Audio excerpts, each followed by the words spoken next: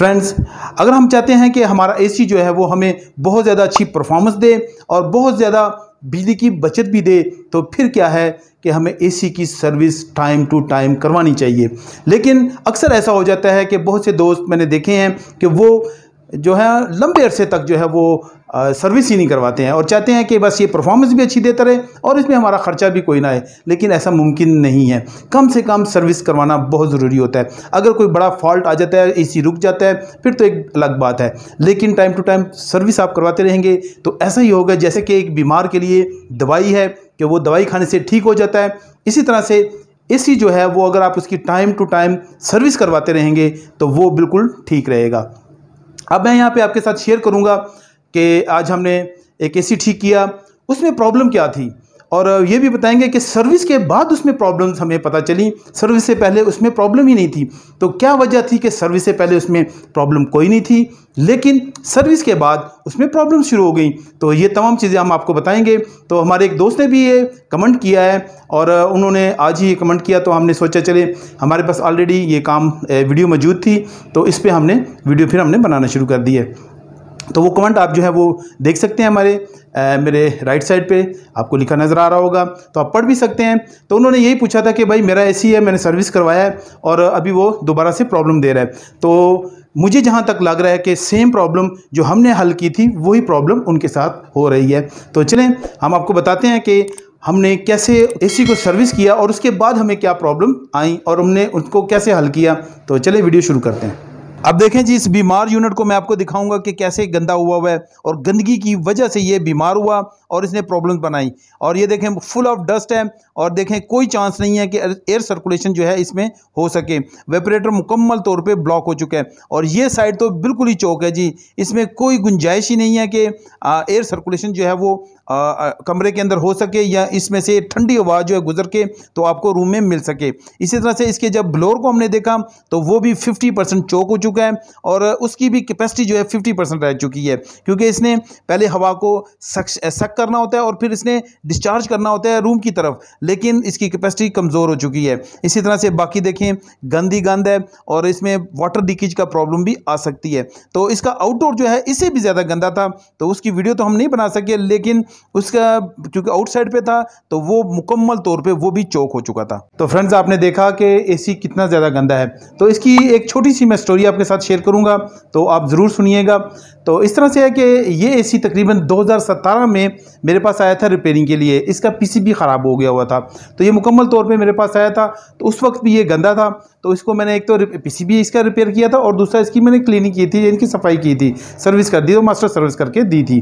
तो यूनिट बिल्कुल ठीक हो गया था, लेकिन फिटिंग जो थी वो किसी और ने की थी। तो फिर इसके बाद पूरे 4 साल बाद मैंने जाके दोबारा इसकी सर्विस की है। तो 4 साल तक लगातार जो है ऑनर ने इसकी सर्विस नहीं करवाई है। तो ये एक बहुत बड़ी मिस्टेक है।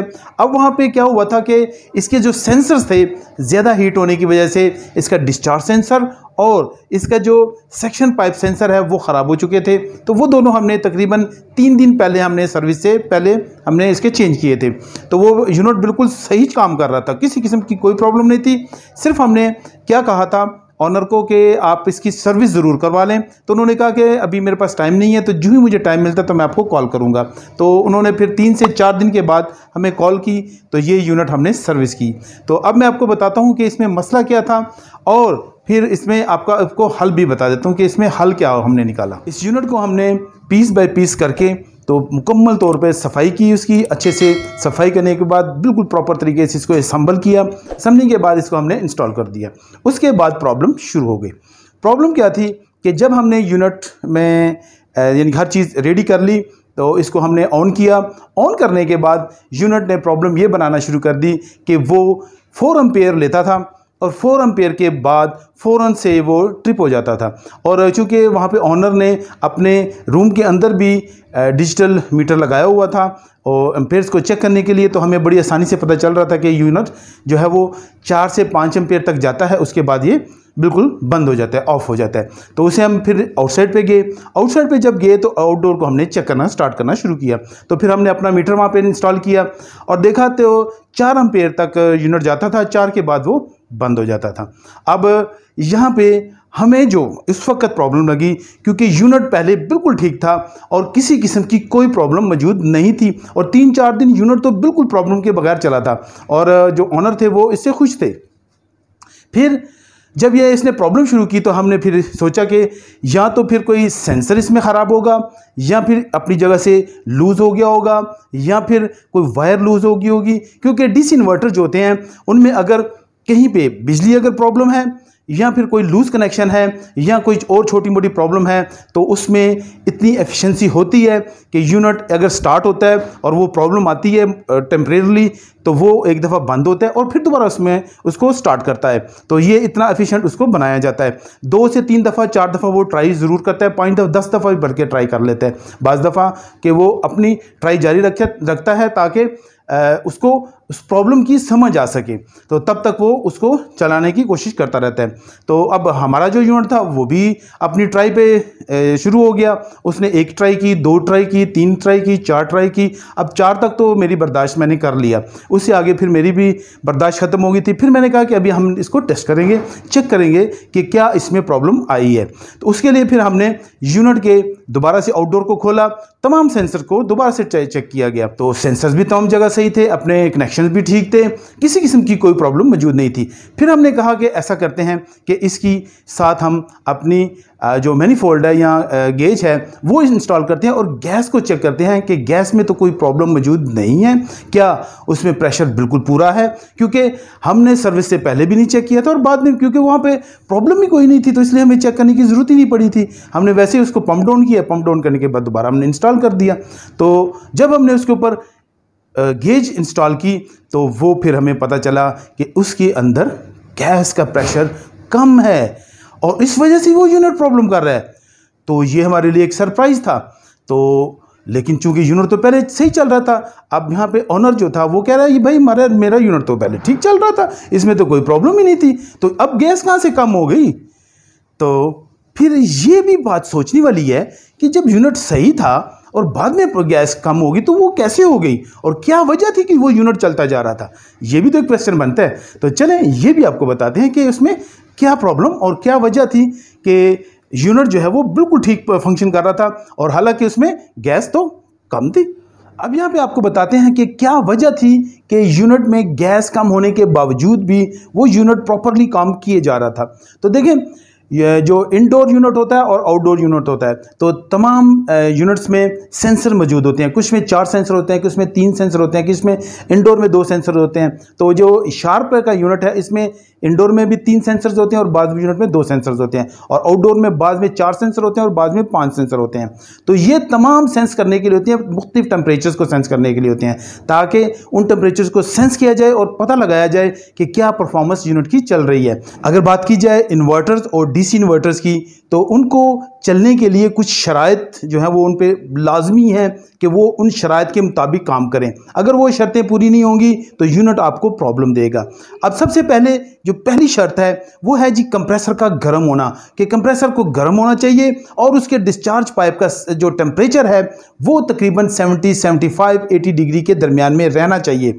अगर उसका सेंसर उससे कम या उससे ज़्यादा सेंस करेगा तो वो दोनों सूरतों में उसको बंद कर देगा यूनिट को, क्योंकि अगर ठंडा होगा तो फिर भी मसला है, अगर गर्म होगा ज़्यादा तो फिर भी मसला है। तो इसलिए ये शर्त पूरी होनी ज़रूरी है।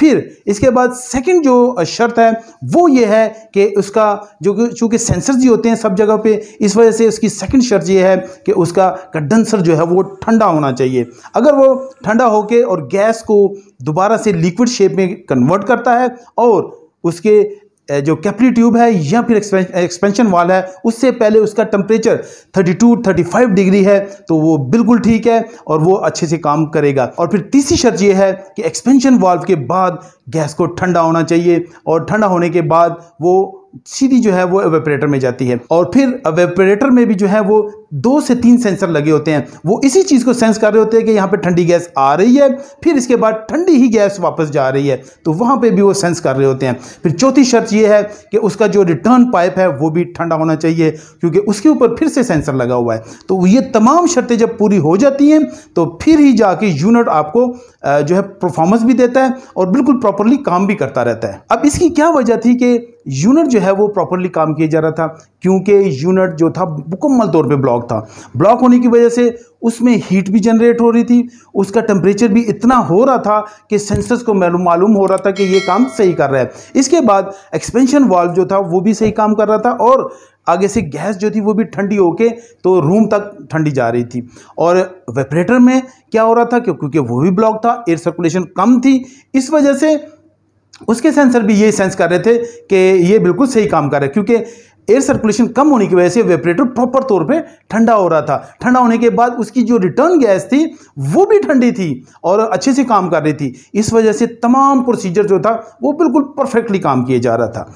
अब यहाँ पे बात करते हैं कि जब उसको सर्विस कर लिया तो फिर क्या वजह हुई कि वो जो है वो एकदम से उसने कम सब कुछ छोड़ दिया, यानी कि उसने प्रॉब्लम देना शुरू कर दी। तो उसकी ये वजह थी कि चूंकि यूनिट बंद था, जैसे कि मैंने आपको बताया कि कंप्रेसर को और मुख्तलिफ जगहों पे टेम्परेचर जो है मुख्तलिफ होता है, तो वो टेम्परेचर उस वक्त फिर उसको नहीं मिल रहा था प्रॉपरली, क्योंकि कंप्रेसर को गर्म होना चाहिए। चूँकि कंडेंसर खुल गया, अब खुलने की वजह से जब वो फ़ैन हीट वहाँ से निकालेगा तो वो ज़्यादा ठंडा होगा। ज़्यादा ठंडा होने की वजह से वो उसको तमाम जगह पे प्रॉपर जो है वो टेम्परेचर नहीं मिलेगा। जब टेम्परेचर नहीं मिलेगा तो यूनिट जो है वो प्रॉब्लम करेगा और वो कोशिश करेगा कि मैं वो प्रॉब्लम को सेंस करने की कोशिश करूं कि किस वजह से ये प्रॉब्लम आ रही है।